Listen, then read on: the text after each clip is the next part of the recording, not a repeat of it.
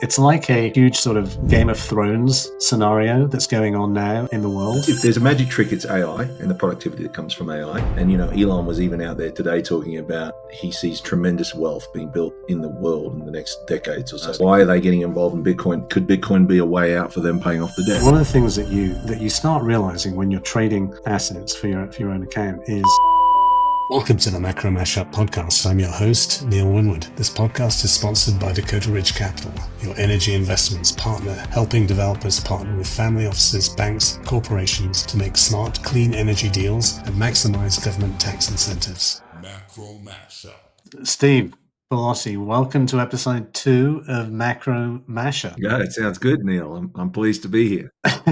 No, it's good to see you. And just for the benefit of the subscribers, Steve has the dubious pleasure of having been my boss during a relatively brief window at an organization that doesn't exist anymore. But while he was there, I think it was a pretty fun place to be. Why don't you give me your thoughts on what you think about the global economy? I mean, since you've been in all these different places, it'd be interesting to get your perspective on that. Yeah, I think the big picture is that it's always been about the US first and foremost, and then probably Europe, then Asia Pac, and China has come along, and now it's about the US and China. So that's the big change in the last 20 years. And interestingly enough, when China joined the World Economic Forum, they've boomed ever since. And so geopolitically, economically, etc., it's more about them and the US. But it's still at this point about the US. It's the biggest capital market, etc. I think the other thing, though, that's the dominant theme is the global sovereign debt levels that have been built up over the course of initially the GFC back in 08-09, and now the coronavirus problem that we had in the early 20s, and along the way, the lack of fiscal responsibility by both sides of the aisle in the US.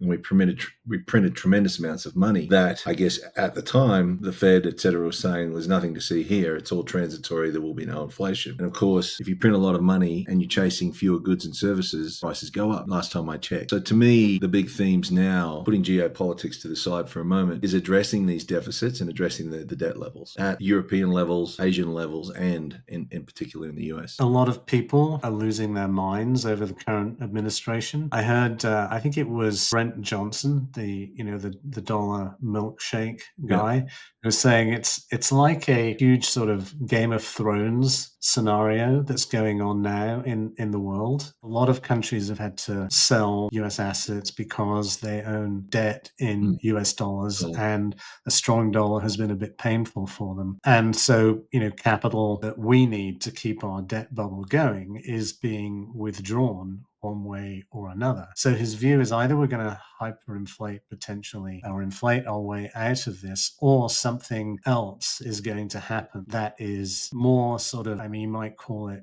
a magic trick or something along those lines. But I think that kind of initiative is getting more airplay. Maybe that, you could talk about that for a little bit. If there's a magic trick, it's AI and the productivity that comes from AI. And, Elon was even out there today talking about he sees tremendous wealth being built in the world in the next decades or so because of AI. And it obviously could be the fourth turning, who knows? But my point would be that we've built a house of cards built on debt rather than productivity. If you look at what's going on with Doge, et cetera, and all the noise that goes with it and the sniping, et cetera, at the end of the day, you're right. You've got to remove yourself from the game and look at the game rather than be in the game and be emotional about it and understand who's in power and who's not. And to me, I think what Trump and this administration are trying to do is actually change the game to a certain degree for once and all. And you're seeing that through things that he's delivering on, whether it's tariffs or whether they're looking into the gold reserves that you and I have discussed in the past. Why are they getting involved in Bitcoin? Could Bitcoin be a way out for them paying off the debt? With their golden visa program, if they sold 7 million of those at $5 million, it's $35 trillion. The debt is gone. And would there be 7 million people that would want to live in the US permanently where they're not paying offshore taxes but paying onshore taxes?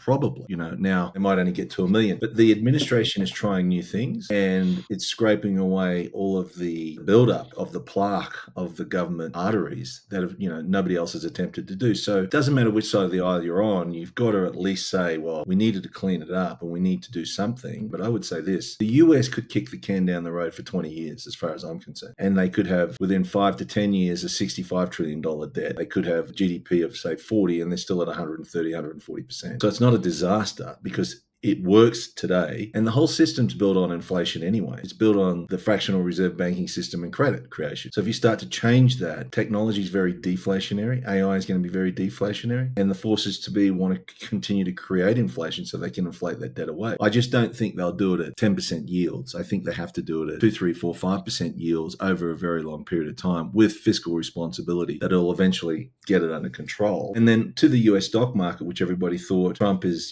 has the Fed put and he's the savior of the stock market, etc. It really hasn't done anything. It went up when he got in. It went down when he started talking about tariffs. And it's really just sitting here. And I think the markets just get so hooked on going up, every week, every month, that having a reset and having a little pullback, in my mind, 10 or 20% is just a pullback. Right.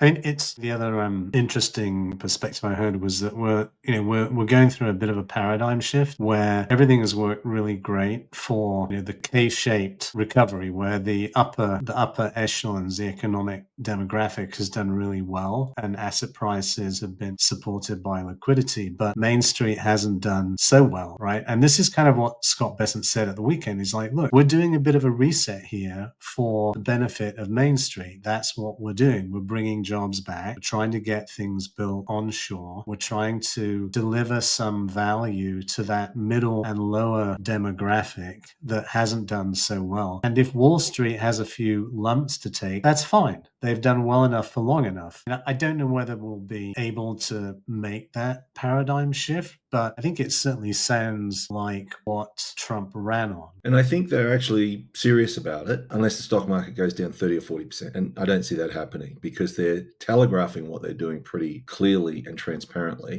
All of his main lieutenants are in the press every other day, if not every day. So you can see what they're trying to do. And, probably it's the right thing to do, but can they really change the situation? It was getting pretty uneven out there in terms of society and the economics between the rich and the poor. I do think, though, what they're doing is good for the stock market medium and long term, being, a year or two from now, where you're moving from the public sector to the private sector. And if you think about it, 25-30% of the jobs in the United States are at the government level. And that's just too much. I mean, probably a good number would be 10 or 15. Can they get there? I don't know. Is Elon going to save $2 trillion? I don't think so. Are they going to balance the budget? Probably not. But are they going to cut that deficit down? Absolutely. Because there's one thing for sure, Neil, in my opinion, the biggest gorilla in the room is the debt.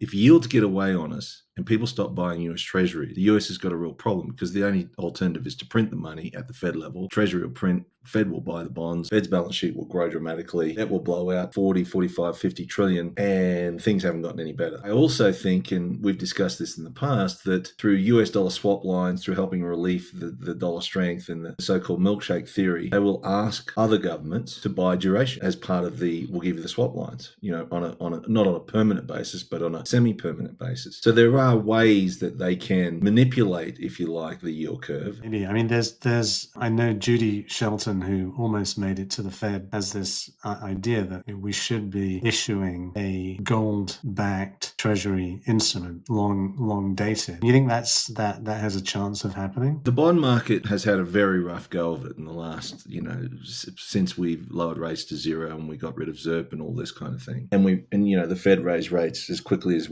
I've ever seen it in my career over that sort of 13 to 18 month period. I think things are a little bit more even Steven now, but on the whole, would I buy long dated duration from the United States government or any other government in the world? Probably not, because they always return to money printing when they need to do something. So if you think about it, the US dollar has been debasing on average just below 8% for a long time now. Whether inflation's running at 1% or 5%, pick the middle 3, you basically got a 10 or 11% after tax effect of debasement going on at those levels. So you need to be making 15 to 20% pre-tax in investment returns to be breaking even. Yeah, just explaining a little bit, unpacking that 8%, because it's easy to understand how if you're inflating every year at 3%, you get, right? But maybe some of the listeners don't quite get how you get that 8% debasement of the dollar on a regular, continuous basis. Yeah, so that's on average. And, sometimes it's more like we saw huge debasement go on after the COVID era. Actually, globally, it's more like 11.6%, which tells you if the US is 30% of global GDP and the other 70% must be up at 14 or something or whatever it is, to get to that 11, 12%. So other nations are debasing their currency faster than the US dollar is debasing. My only point, and it's the one thing I still haven't got my head around to understand, is why would people buy instruments like the S&P 500, like a 4% coupon on a T-bill, knowing that you're getting paid back in dollars that is debasing at 8%? And the only thing I can come up with is that's what they've done for 50 years, the 60-40 rule, and that's what they're going to do for another 50 years. But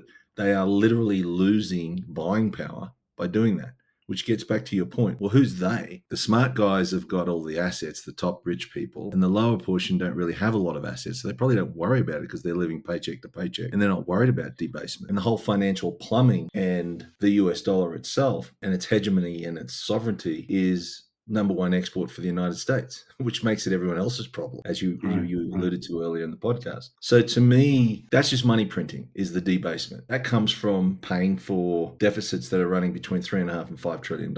And simply put, whether we collect $4.5 trillion in taxes and we spend $7.5 trillion in expenditure, it's $3 trillion added to the $37 trillion plus the $1.3 trillion. It doesn't take long to get to $50 trillion and $60 trillion, long being, 7, 8, 9 years. So how do you fill that gap? You have to print the money unless there's a productivity leap that Luke Groman and others have talked about. But I think if we got into that side of the equation, an awful lot of energy has got to be built and created to allow for that productivity leap over the next decade. That's not changing in the next 10 years. It's growing, but it's not changing the game. I think it's sort of fascinating, the journey that you've made, like from having a career in the capital markets and trading various different asset classes to pivoting fairly substantially in 2013 toward the digital asset. When there's a disruptor in town, and arguably the most powerful role in the world who's disrupting, of course people are going to get upset. If the US could live on 25-30% government jobs, if you think about it, that's 1/3 or 1/4 of the GDP, which knocks it down from sort of 3.5 down to 2.5, 2.2, and inflation's at 3. You're going backwards.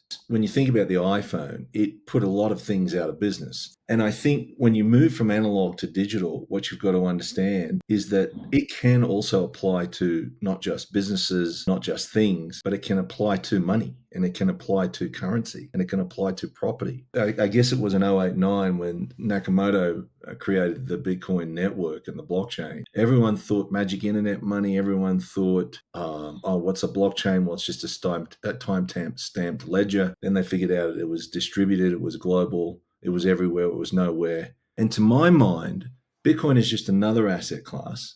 It just happens to be digital rather than physical or analog. It happens to move around the world at the speed of light for very next to nothing in terms of transaction fees. But if a social construct holds, which is this is a valuable asset, it's come from nowhere in 16 years to 2 trillion, can it be a $200 trillion asset? And if I own bonds, real estate, currencies, gold and stocks, why wouldn't I just own a little bit of Bitcoin? But then the problem kicks in. Bitcoin halves every 4 years in supply. By 34, 99% of the Bitcoin will have been mined.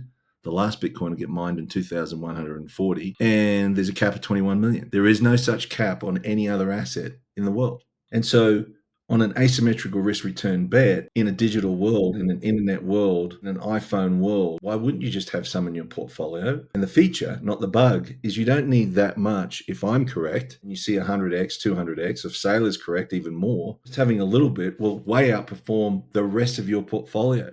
How can you not afford to take that bet? Yeah.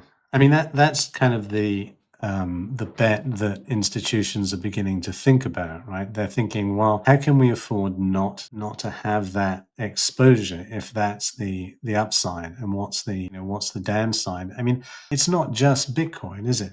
You have all the other cryptos that are out there. Isn't that, that's not constrained in the same way? You have these different currencies, and sure, Bitcoin's limited to 21 million, but the rest of the crypto universe is way beyond that. So isn't that just allowing the expansion of the digital asset universe in an unconstrained way? I mean, if you can have the president. The rest of it, Neil, is like we call them the altcoins to be kind, because some people call them shit coins. It really is venture capital. The rest of it is venture capital. It's layer 1, layer 2 applications on blockchains that are centralized and controlled by somebody somewhere, including Ethereum. Ethereum's been struggling against Bitcoin for a long time now. So the rest of it to me is just venture capital in a token form. And Bitcoin is a completely different thing. It is a store of value to start with, potentially turning into, once it's matured and reaches some kind of equilibrium, a currency. They call it the sixth biggest currency in the world, or seventh biggest today. The Lightning Network and other things will help enable that. But at the end of the day, as Saylor figured out in 21, I think it was, with his melting ice block, his $600 million, and he's gone on since there, it's going to be adopted. It's being adopted. It's being adopted as fast as the internet and the iPhone has been adopted. And it just takes time for it to find its way so it becomes omnipresent in society. The role of Tether, the role of stablecoins in actually plugging into picture of how the US is going to manage its need to issue Treasury bills to sort of roll the debt, assuming that we're never going to repay the 350 trillion of debt that's existing in the world. The question is whether you have the liquidity at the point at which you need to roll it. There's a role, I think, that Bitcoin and stablecoins play in that. Maybe you could just unpack that one a little bit. Yeah, I mean, stablecoins, I would argue their use case has been to sit in something that's stable, that's not volatile, but we know that debases over time. And Tether's been a big buyer of US T-bills because they don't buy duration because they can't stand the volatility in the duration side. Tether came about, and this guy, Paolo, I've listened to a few times, he seems pretty smart to me. His business model was not very good when rates were at zero, but when rates went to 4 and 5, his business model turned into $13-14 billion of free cash flow every year, and he keeps all the interest. Why is that important? If you're in Bitcoin and you're worried about a bear market, or you're transferring from Bitcoin to another coin and you just want to sit on the sidelines, do you really want to convert back into the fiat channel and do the off-ramp from crypto back into fiat, which takes a good 3, 4, 5 days? And when you do a foreign exchange deal, it takes a good week to get Aussie dollars to US dollars from one country to the other. So back to the stablecoin.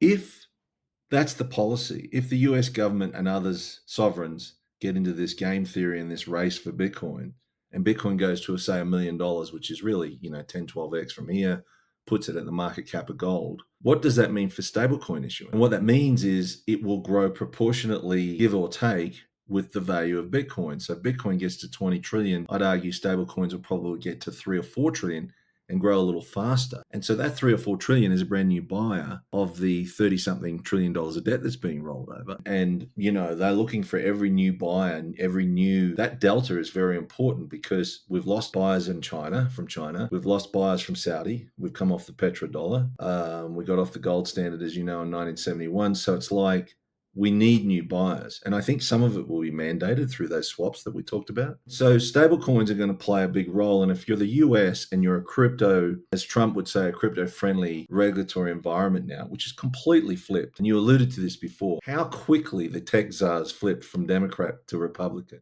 If I'm holding Bitcoin and I decide either I want to take a pause because I think the market's a bit crazy, or I want to go into another coin. As you say, if I hold it on somewhere like River and I say sell, then it's going to take 3 or 4 days to clear back into my bank account. The stablecoin market is going to need to grow. If stablecoins are going to continue to be backed, which I think they have to be, by undoubted collateral of T-bills, then the T-bill market is going to be expanding, right? And those foreign, I think this is what you're saying, right?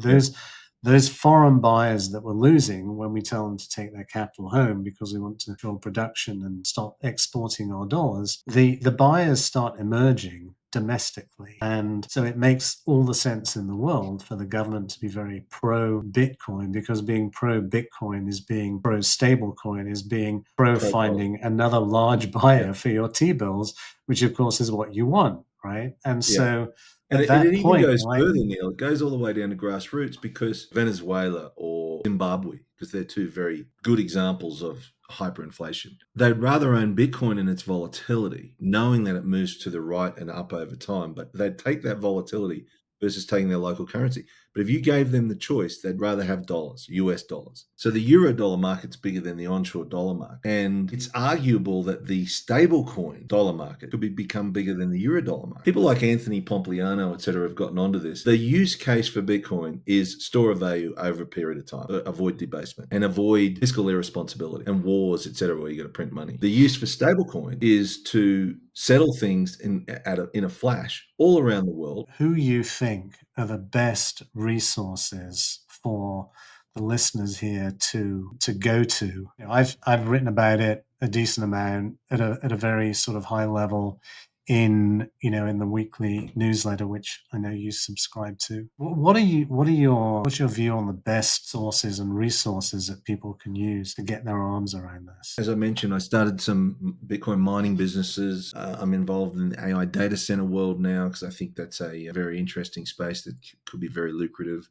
just because of demand and supply. When I started out, I didn't know the difference. I mean, I was a Wall Street guy, so I could figure out who was bullshitting who, but I didn't know the difference between, say, Raoul Pal, Michael Saylor when he came on board, which was later, Lynn Alden, Luke Groman, who you've mentioned, Pompliano, and they all have their own little niches, and then some other people have grown up like Natalie Brunell, et cetera, and Sam Callahan. And the usual group show up at these conferences, Preston Pish. They're the cult-like figures. Some are more cult, like Michael Saylor versus someone like Lynn Alden. And, she's obviously a very cerebral, thoughtful, intellectual, but practical person. And I put myself in the more the practical, pragmatic than the intellectual thing. And as you know, I've traded pretty much every commodity known to man on the planet, including electricity, which is way more volatile than Bitcoin. 24/7 trading. Right? One of the things that you start realizing when you're trading assets for your own account is price is a geographical and a time limited construct. Right, at 4 o'clock every day Eastern time in the US, prices stop. I mean, they don't stop entirely, but the problem is that you don't know how they're going. The exchanges sort of hand off their responsibility across the clock as the sun sets and then the sun rises. But with Bitcoin, you open up your phone, you look on Rivet, and it's like you wake up at 3 o'clock in the morning. It's trading. And so the whole concept of 24/7 trading is a little bit mind-bending, but it leaves you with the response, well, I guess why not? I mean, there's always somebody that wants to buy and sell it. Why does it have to be this construct that formal exchanges tell you when you can trade assets? So that's one thing that's sort of different with Bitcoin, which is something you notice the first time you own it. The US is going to set up a strategic Bitcoin reserve and is going to hold it, and it's going to grow at 30% a year, and it'll eventually help us pay back some of that 37 trillion. How does the Treasury get that trade on without the market knowing it's coming and the price going to the moon the minute that somebody says, this is the trade that we want to put on the books? Yeah, and I think part of the answer is I think they've said that they want to buy X over 5 years, 200,000 Bitcoin per annum, 1 million Bitcoin. And even if it turns out to be 2 million Bitcoin, 10% of the supply, maybe it's, 400,000. It's going to drive the price higher. And I mean, I would argue that, if they get involved, you're sort of going to move up in quantums of $100,000 increments now. And, we've seen it go. And if you look at the epochs every 4 years, it 10Xs basically. And this has been the quietest 4 years. I mean, I think, if you've owned Bitcoin since 21, you haven't really made a lot of money. There's always a new buyer for Bitcoin still. There's new institutions, there's new governments, there's new sovereigns, there's new sovereign wealth funds. Who is the third largest holder of Bitcoin? Nation state-wise, it's North Korea. And it's because they've stolen it.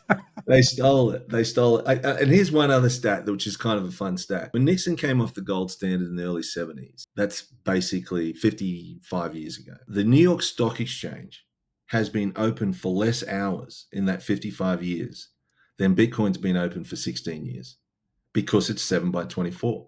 So when people say it's not proven, they've never lost a Bitcoin off the blockchain. They've only lost people's Bitcoin from one wallet to another because of these attacks.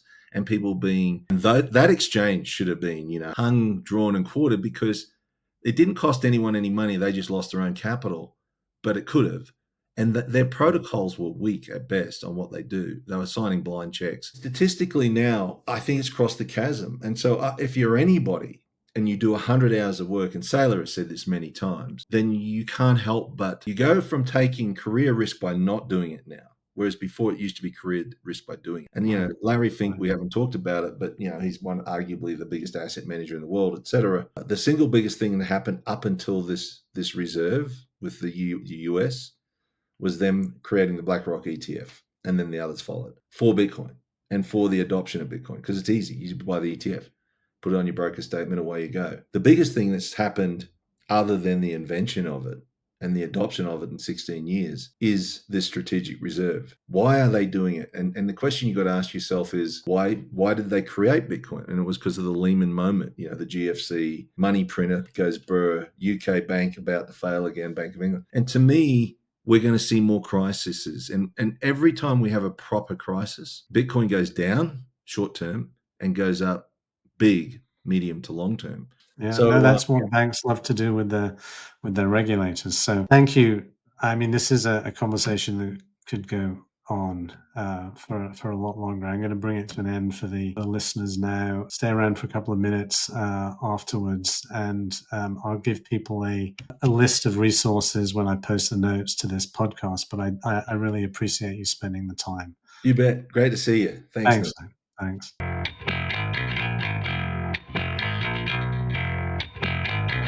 MacroMashup.